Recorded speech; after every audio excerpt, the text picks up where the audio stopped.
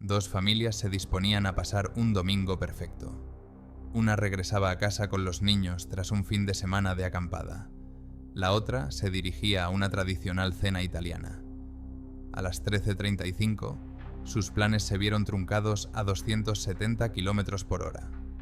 Solo sobrevivió un niño de 5 años. La versión oficial parecía sencilla. Diana Schuler, la madre de la familia, de 36 años, conducía ebria. Se salió de la carretera y chocó contra otro coche. La policía registró un nivel crítico de alcohol en sangre y encontró restos de marihuana. El caso se cerró como un trágico accidente por conducir bajo los efectos del alcohol. Pero detrás de estos hechos se escondía una historia que dividió a dos familias. Provocó años de disputas judiciales y dejó muchas preguntas sin respuesta. ¿Cómo una mujer de negocios exitosa y madre cariñosa se convirtió en una asesina en la carretera? ¿Sabían sus allegados de sus problemas? Y lo más importante, ¿fue la familia de Diana sincera con la policía sobre quién era ella en realidad? Esta tragedia puso al descubierto el lado oscuro del sueño americano. Detrás de la fachada de una vida familiar perfecta pueden esconderse secretos devastadores. Secretos que, en un fatídico día, salen a la luz con consecuencias catastróficas. Para sus compañeros de trabajo y vecinos, Diana Schuler era el ejemplo perfecto de madre trabajadora.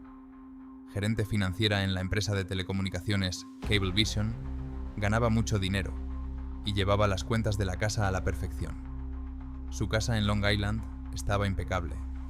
Sus hijos siempre iban bien arreglados y el coche familiar brillaba de limpieza. Sus conocidos la describían como una persona de confianza. Organizada, puntual, siempre dispuesta a ayudar con los niños o con las tareas domésticas. Nunca había tenido problemas con la ley y su historial de conducción era impecable. Sus compañeros de trabajo no notaban ningún signo de adicción y sus vecinos no se quejaban de ningún comportamiento extraño. Esta imagen comenzó a resquebrajarse solo después de la tragedia. Unos meses después, la nuera de Diana, Jay Schuler, reveló lo que la familia había ocultado durante años. Diana consumía marihuana y alcohol con regularidad. No era un secreto para algunos familiares, pero no consideraban que sus hábitos fueran un problema grave. Diana era lo que los expertos llaman una alcohólica funcional. Sabía beber sin perder su capacidad de trabajo y sin levantar sospechas entre los que la rodeaban. Su adicción era invisible para el mundo exterior. No había arrestos, ni conflictos, ni quejas. Esta capacidad para ocultar el problema le permitió mantenerse durante años al borde del abismo. El día de la tragedia, ese equilibrio se rompió. En el lugar del accidente, los investigadores encontraron una botella de vodka rota de casi 2 litros. En el cuerpo de Diana se encontró una cantidad de alcohol equivalente a 10 raciones estándar, consumidas en poco tiempo.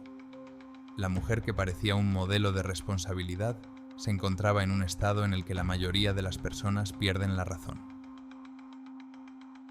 Emma Hans, de 8 años, era la mayor de 3 hermanas. Madura para su edad, le encantaba el teatro y se estaba preparando para una obra escolar. La víspera del viaje, su madre, Jackie, había hablado con Diana sobre la compra de entradas para la representación de otoño. Emma esperaba con impaciencia el nuevo curso escolar y la oportunidad de demostrar sus dotes interpretativas. Allison, de 7 años, era el alma de la familia. Alegre y enérgica, sabía hacer reír a los que la rodeaban y contagiaba a todos con su optimismo. Su hermana menor, Kate, de 5 años, tranquila y tierna, seguía a las mayores a todas partes, imitándolas en todo. A las niñas les encantaban los viajes en familia, especialmente las excursiones al campo, donde podían explorar el bosque y jugar en el agua. En otro coche, viajaba una familia con sus propias tradiciones. Michael Bastardi, de 81 años, era el patriarca de una gran familia italiana de Yonkers. Su hijo Guy, de 42 años, trabajaba en la construcción y era conocido por su sentido del humor. Su amigo Dan Longo, Tras muchos años de amistad, era casi un miembro más de la familia. Se dirigían a su tradicional cena dominical en Yorktown Heights. Estas reuniones eran un ritual sagrado para la familia Bastardi. Pasta, vino y charlas alrededor de una gran mesa. Michael apreciaba especialmente estos momentos en los que toda la familia se reunía. Para ellos no era solo una cena, sino una forma de mantener los lazos familiares. En la minifurgoneta también iban Erin Schuler, la hija de Diana de 2 años, y su hijo Brian, de 5. Erin era demasiado pequeña para comprender lo que estaba pasando. Brian fue el único que sobrevivió en ese coche, pero el precio de la supervivencia fue muy alto. Un traumatismo cráneoencefálico grave y daños en la vista cambiaron su vida para siempre. Todas estas personas hacían planes, soñaban con el futuro y disfrutaban del domingo. Los niños pensaban en el próximo curso escolar. Los adultos planeaban sus vacaciones y las fiestas familiares. Nadie sospechaba que el domingo, 26 de julio, sería el último día de sus vidas. La mañana del domingo, 26 de julio, comenzó como el final perfecto para un fin de semana en familia. En el camping del lago Hunter, la familia Schuler recogía sus cosas después de 2 días en la naturaleza. El tiempo era soleado, los niños estaban contentos y los adultos descansados. El propietario del camping contó más tarde a la policía que todos parecían sanos y felices cuando se despidieron por la mañana. El camino de vuelta a casa era sencillo. Daniel Schuler cargó el camión familiar con el equipaje y el pontón para ir directamente a casa. Diana se llevó a los 5 niños en una minifurgoneta Ford Windstar roja que le había prestado su hermano Warren. El plan era parar a desayunar con los niños y luego llegar tranquilamente a casa. A las 9:30 de la mañana, en el McDonald's, nada presagiaba el desastre.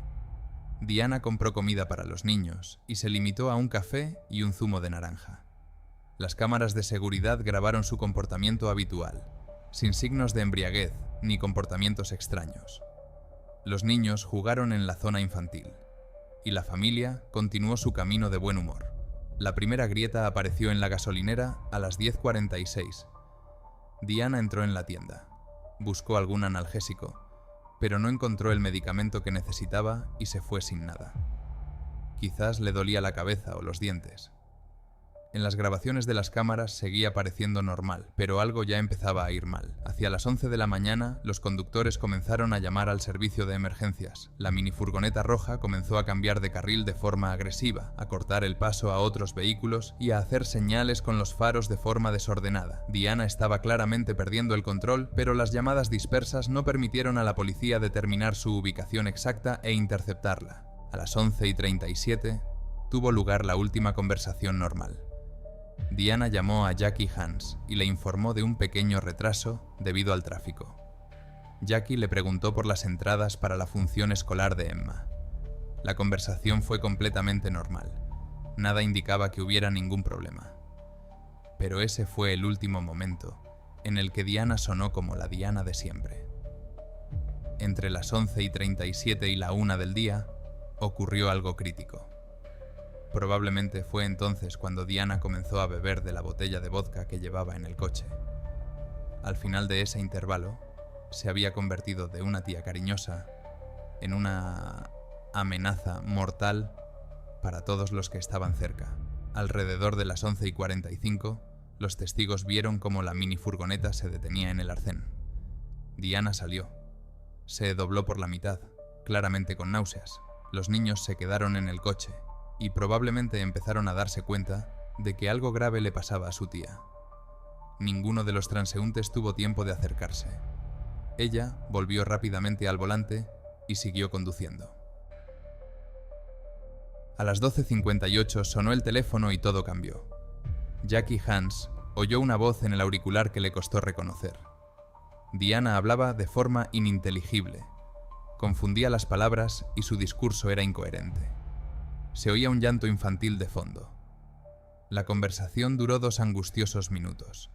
Luego se cortó la comunicación. Preocupada, Jackie se puso inmediatamente en contacto con su marido. Warren Hans volvió a llamar a su hermana y la encontró en la cuneta del puente Tappan Zee. Diana seguía hablando sin sentido, incluso lo llamó por otro nombre. Entonces, la niña de 8 años, Emma, se acercó al teléfono. «Papá, algo le pasa a la tía Diana», dijo la niña con voz temblorosa. «No puede ver». En esas sencillas palabras de la niña se percibía el horror. Emma comprendía que el adulto, de quien dependía su seguridad, ya no controlaba la situación.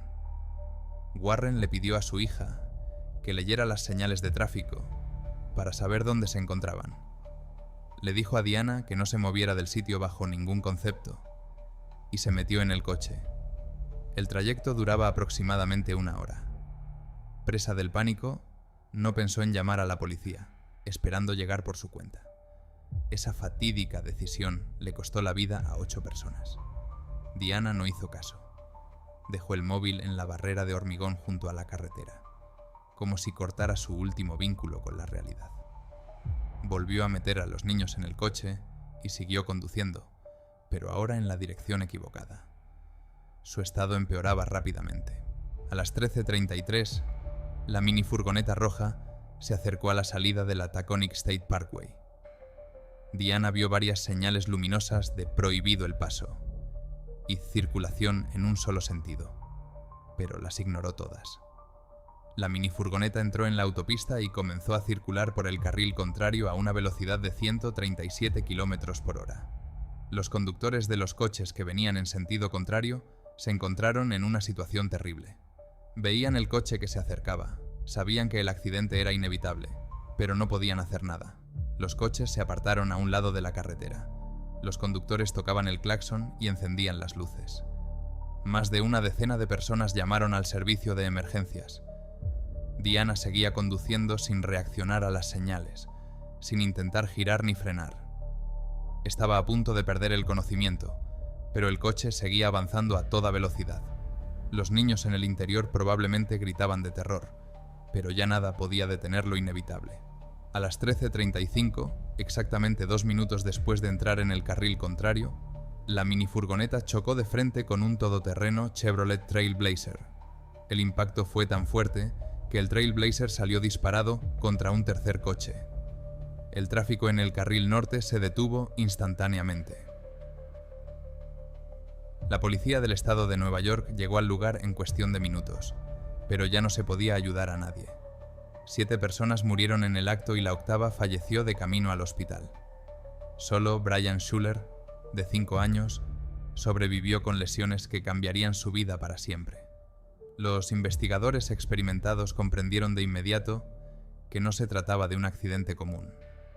En la minifurgoneta destrozada yacía una botella rota de vodka Absolut de 1,75 litros.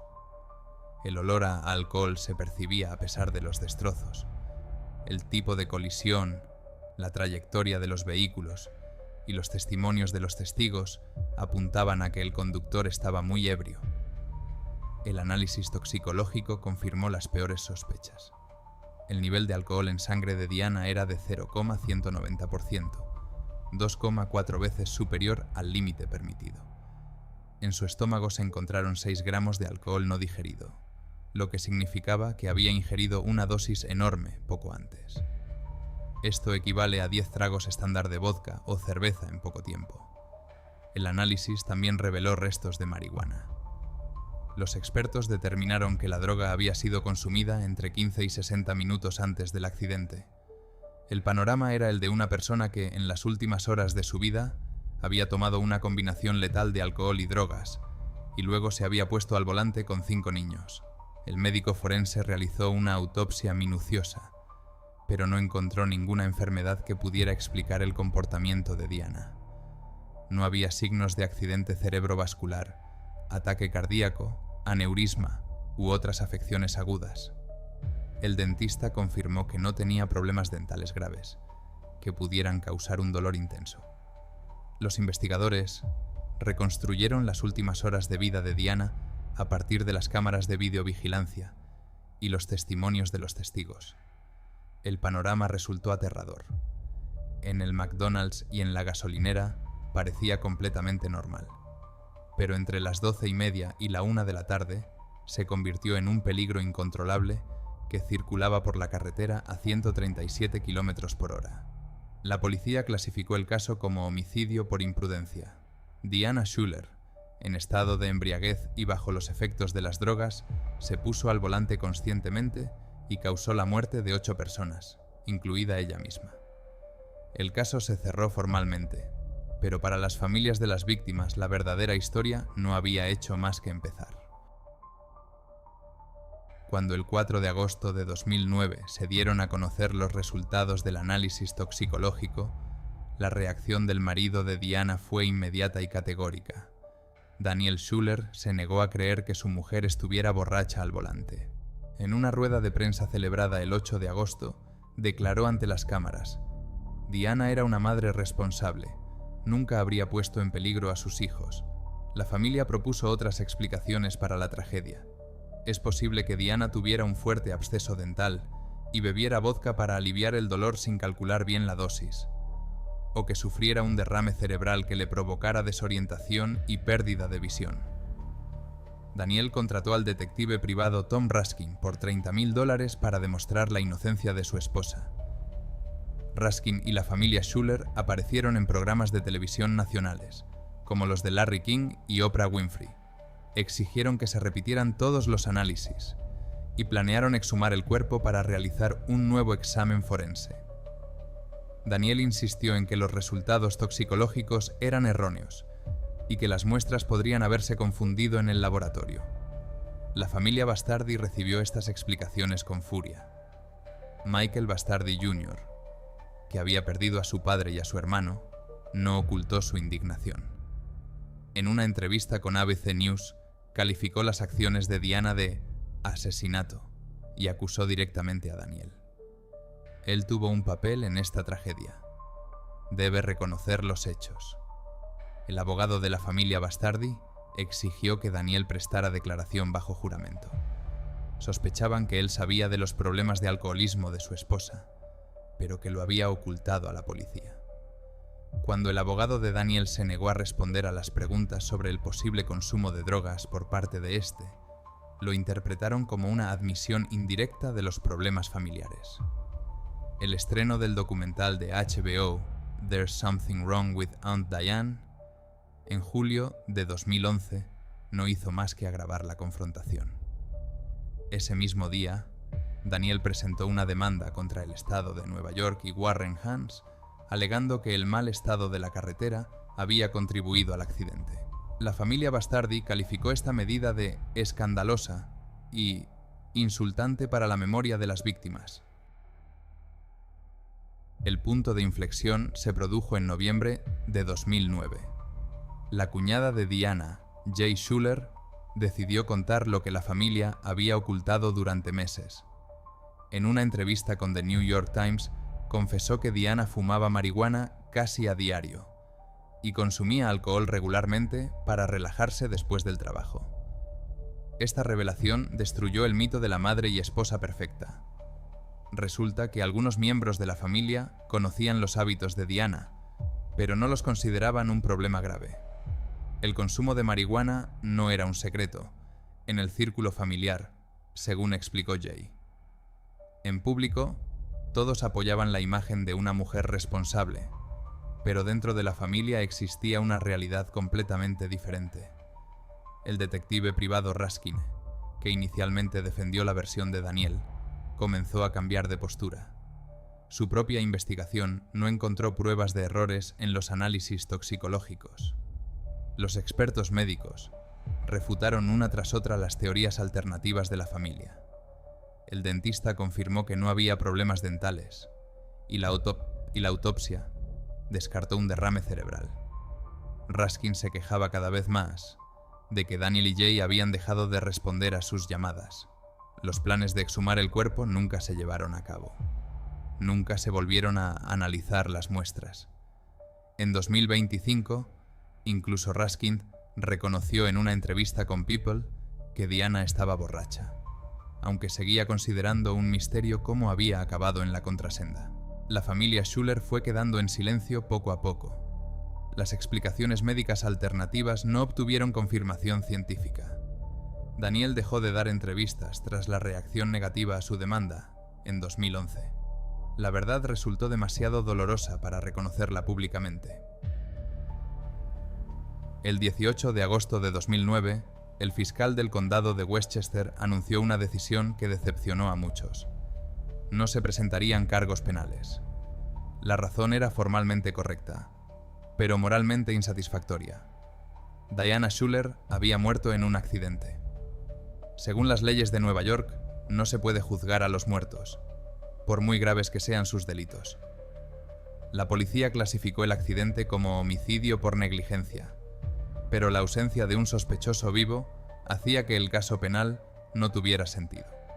La única esperanza de justicia eran los tribunales civiles, donde se aplican normas probatorias menos estrictas. La familia Bastardi fue la primera en presentar una demanda contra los bienes de Diana y Warren Hans, como propietarios de la minifurgoneta. Reclamaban una indemnización por conducta deliberada e imprudente, que había provocado la muerte de 3 seres queridos. Jackie Hans presentó su propia demanda en julio de 2011, alegando que sus hijas habían sufrido horror y miedo ante una muerte inevitable. Todos los casos civiles se resolvieron en julio de 2014 bajo estricta confidencialidad. Las cantidades exactas de las indemnizaciones nunca se hicieron públicas.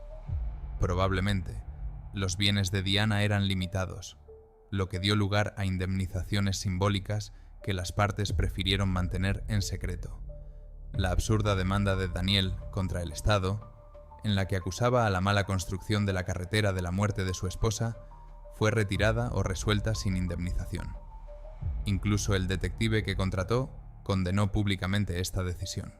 Los argumentos sobre la insuficiencia de las señales parecían poco convincentes ante las pruebas evidentes de que Diana estaba borracha como una cuba. 16 años después, el sistema viario prácticamente no ha cambiado. En la Taconic State Parkway se añadieron algunas señales adicionales de prohibido el paso, pero no se tomaron medidas drásticas contra el tráfico en sentido contrario. Los accidentes frontales siguen siendo poco frecuentes, menos del 1% del total de accidentes de tráfico, pero la mayoría están relacionados con el alcohol y a menudo son mortales. Brian Schuler, el único superviviente de la minifurgoneta, es ahora un joven de unos 20 años. Vive con las secuelas de un traumatismo cráneoencefálico y daños en la vista. Daniel recibió $100,000 de los creadores del documental de HBO, y ese dinero se destinó a un fondo para su hijo. No se sabe nada públicamente sobre el estado actual de Brian. El recuerdo de las víctimas se conserva de diferentes maneras. Warren y Jackie Hans crearon la fundación Hans Family, que apoya programas infantiles en memoria de Emma, Allison y Kate. Jackie escribió el libro I'll See You Again, sobre su camino a través del dolor hasta la aceptación. La familia Bastardi ha optado por formas más privadas de honrar la memoria de sus seres queridos. La principal incógnita sigue sin resolverse. ¿Por qué la familia de Diana negó tan obstinadamente hechos irrefutables? Los datos toxicológicos eran inequívocos.